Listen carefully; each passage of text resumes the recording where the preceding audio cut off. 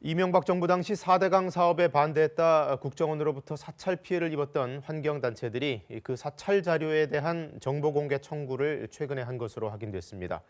2년 전 저희 KBS가 보도했던 국정원 사찰 의혹을 근거로 삼고 있는데요. 관련 문건에는 박형준 부산시장 예비후보를 포함해 이명박 정부 청와대 인사들이 사찰 내용을 보고받은 것으로 나와 있기 때문에 이번에 추가로 자료가 공개될 경우 상당한 파장이 예상됩니다. 보도에 이재석 기자입니다.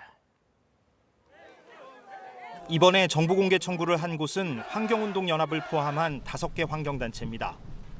국정원 불법 사찰 자료를 전면 공개하라는 운동을 수년째 계속해온 시민단체 내 나라 내 파일과 함께 이달 초 자료 요청에 나섰습니다.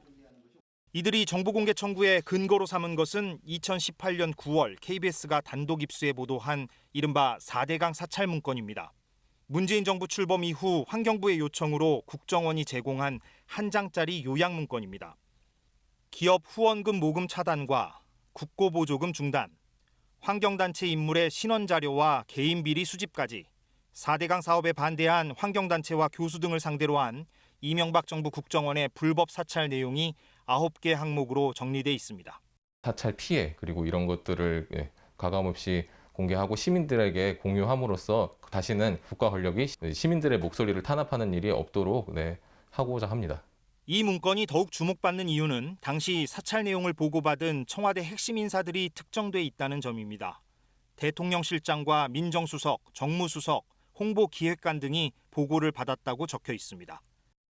박형준 후보에 해당하는 건 홍보기획관이었던 4번과 5번 항목, 그리고 정무수석이었던 7번 항목입니다.